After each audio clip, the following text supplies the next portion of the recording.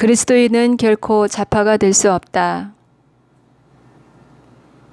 유념해서 들어주시길.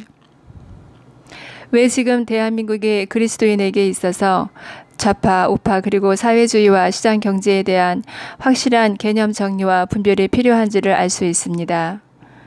물론 본질을 못 보는 사람들은 이런 류의 글 역시 스스로 내재된 종교적 틀 안에서밖에 해석이 안 될 것입니다.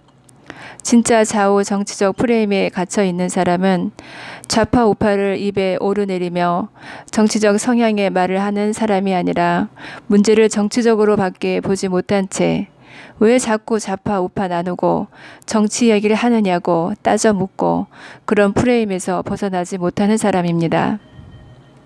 눈에 보이는 현상에 갇혀서 영적인 본질을 보지 못하니 많은 그리스도인들이 다 이런 미혹에 넘어가 버린 현실입니다.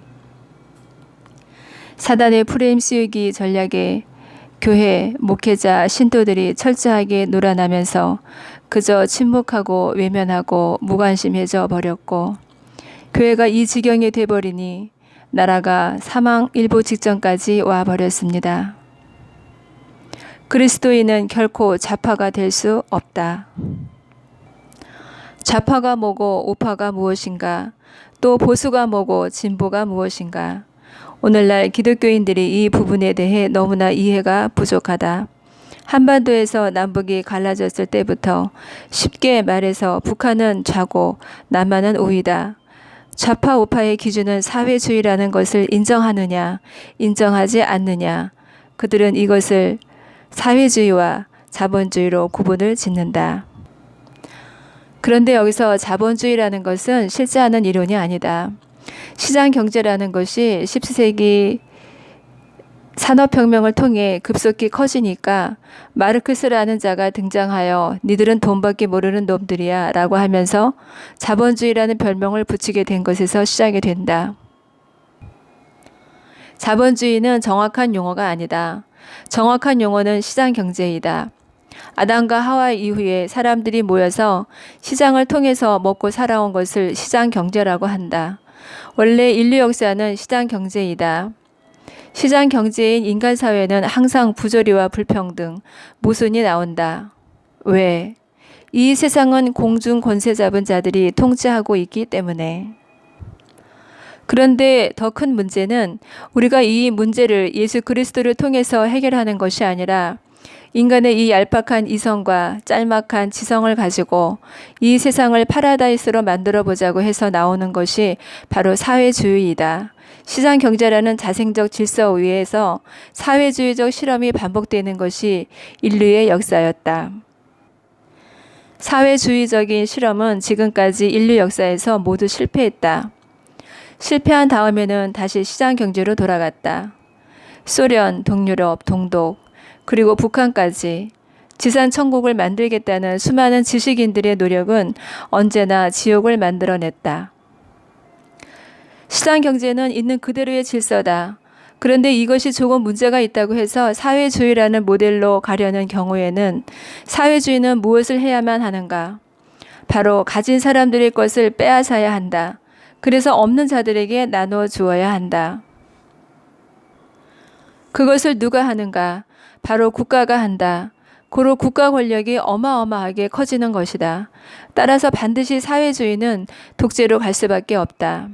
스탈린, 김정은, 마오쩌둥, 호치민 등 시장 경제라는 자생적 질서에서 없는 사람들에게 나눠주기 위해서 있는 사람들의 것을 뺏어야 하기 때문에 항상 폭력이 동원되고 이것이 정당하다고 계속 설명을 하며 사람들을 의식화시켜야 하기 때문에 항상 거짓말이 동원된다.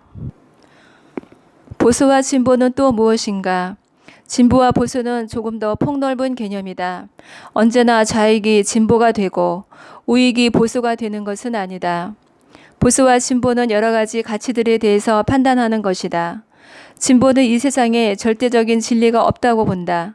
그래서 언제나 변화해야 된다는 변화에 대한 욕구가 굉장히 크다. 그러나 보수는 변하지 않는 진리가 있다고 본다. 그래서 이것을 지켜야 된다는 것, 핵심적인 가치, 신, 도덕, 가족, 질서, 성윤리 등 이런 것들을 반드시 지켜야 되지 않겠느냐 하는 것, 이것이 바로 보수이다. 예를 들어 동성애 같은 경우 동성애는 안 된다라고 하는 사람들은 모두 보수주의자들이다. 진보는 진리는 성경에 나와 있는 것이 다가 아니라 우리가 계속 발견해 나가는 것이다. 우리는 계속 변화하면서 새로운 것을 추구해야 한다라는 것이다. 미국의 경우 미국의 진보와 보수는 모두 우익이다. 미국의 공화당이나 민주당이나 기본적으로 시장 경제를 인정한다는 것. 그런데 한국에서는 북한 문제를 가지고 있고 북한과 대치 중이기 때문에 좌익과 진보, 우익과 보수가 같은 카테고리 안에 들어가는 기현상이 일어나게 된다. 한국에서 자칭 진보라는 사람들은 희한하게도 북한의 영향을 받아 사회주의를 지향하는 진보들이 너무 많다. 기독교가 본질은 사회주의라고 말하는 자들이 있다. 지금 대한민국의 많은 기독교인과 신학생, 목사들이 왜 그러는가? 스스로 좌파, 좌익이라고 스탠스를 잡기 때문이다. 대한민국 체제, 즉 이 자본주의라 불리는 시장 경제가 싫은 것이다. 이게 부조리와 불평등, 모순이 많다고 보는 것이다. 그렇다면 과연 이게 맞는가? 기독교의 본질이 그럼 사회주의인가? 그들은 이것을 말하면서 사도행전을 인용한다. 믿는 사람이 다 함께 있어 모든 물건을 서로 통용하고 또 재산과 소유를 팔아 각 사람의 필요를 따라 나눠주며 사도행전 2장 44절에서 45절. 이것을 가지고 성경이 말하는 모델은 사회주의다라고 주장한다. 그러나 여기에 전제 조건이 있다. 사도행전에서 모든 물건을 서로 통용하는 경우는 성령을 받은 경우이다. 성령을 받으니 네 것 내 것이 없다. 성령의 열매 갈라디아서 5장 22절에서 23절은 사랑으로부터 시작된다. 이는 국률 자비의 예수 그리스도의 은혜의 마음이며 나눔은 그 마음이 넘쳐 흘러감이다. 그러나 이 지상에는 공중 권세 잡은 자들이 통치하고 있기 때문에 어쩔 수 없이 질서가 필요하고 성령 받지 않은 사람들을 가지고 성령 받은 것처럼 사회주의 모델을 하려면 누군가 없는 사람들에게 주기 위하여 있는 사람들의 것을 빼앗아야 한다. 그래서 권력자가 나오는 것이다. 말씀은 일관되게 소유와 상속을 중요시한다. 하나님께서는 네 것, 내 것을 지키라고 말씀하셨다. 경계표를 옮기지 말라고 하셨다. 신명기 21장 15절에서 17절, 23장 19절에서 25절, 십계명 8조 도둑질 하지 말라. 십계명 10조 내 이웃의 것을 탐내지 말라. 창세기 1장 28절, 9장과 12장, 14장, 17장 1절에서 8절, 룻기 4장 4절, 민수기 26장 52절에서 56절. 쉽게 말해 성경은 남의 것을 빼앗지 말라고 되어 있다. 소유와 상속을 하나님께서 얼마나 중시하시는가. 먼저 성령을 받고 그 다음에 거듭난 사람이 되어서 하나님 나라의 의를 구하라는 것이다. 그리고 나서 기부를 하더라도 강요하지 말고 자발적으로 해야 한다는 것이다. 성령을 받고 먼저 거듭난 사람이 되고 나서 그런 다음에 알아서 사람을 도울 때도 무지막지하게 국가가 시켜서 하는 게 아니라 알아서 자발적으로 하라는 것이다. 예수 그리스도의 긍휼과 자비의 사랑의 마음으로 해야 한다는 것이다.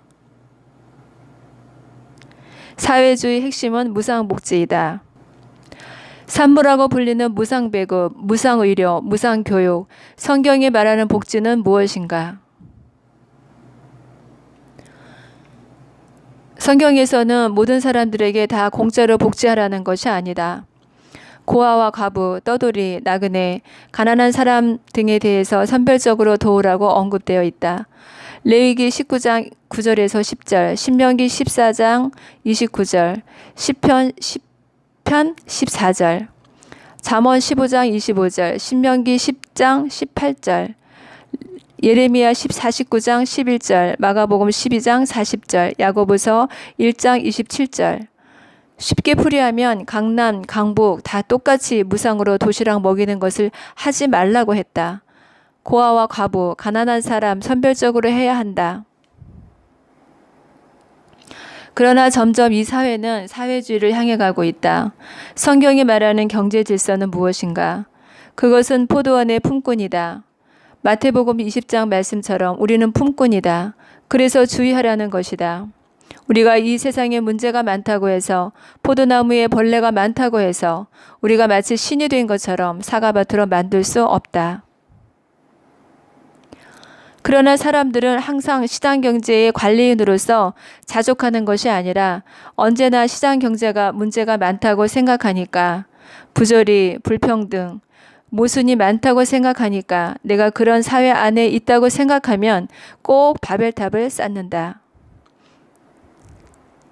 이게 바로 오늘날의 사회주의다. 사회주의는 인본주의다. 하나님이 이 세상을 만드시고 우리가 부조리, 불평등, 모순이 가득한 세상에서 오직 예수 그리스도를 통해서 구원받고 우리를 둘러싼 모든 문제들에 대해 악한 것들이 우리를 파멸시키고 파괴하고 죽이려고 할 때, 오직 예수 그리스도의 이름으로 원수들을 밟으려고 하는 것이 아니라, 내가 그 부조리, 불평등, 모순으로 가득 찬 세상에서 한번 잘 만들어서 파라다이스로 꾸며보겠다고 하는 바벨탑 쌓기인 인본주의이고, 그 인본주의의 대표적인 것이 바로 사회주의이다. 그래서 우리의 좋은 가치들, 예를 들어 평화, 이것에다 절대성을 부여해서 평화주의가 되면 이것이 인본주의가 된다. 환경, 역시 좋은 가치이다. 여기에다가 절대성을 부여해서 환경주의가 되면 이것이 바로 인본주의이다. 인본주의는 무엇인가? 하나님보다 내가 높아지는 것이다. 내 지성과 이성이 높아져서 지금까지 쌓아온 사회주의 바벨탑은 다 실패했지만 앞으로 내가 쌓으면 잘 쌓을 수 있다고 보는 것이다. 인간이 모든 가치를 창조하는 교만한 상태로 들어가는 것. 이것은 한국교회의 쇠락과 한국의 좌익, 좌경화 흐름과 정확히 그 맥을 같이 한다. 앞으로 좌파, 좌익, 좌경, 그 핵심 세력들은 교회 안에서 나올 것이다. 교회에서 절대적 진리를 부정하면서 다원주의나 자유주의 신학에 영향을 받으면서 이런 사람들이 점점 좌파, 좌경, 좌익 세력의 선두로 서게 될 것이다. 이렇게 될 가장 큰 원인은 바로 복음의 빛이 약해졌기 때문이다.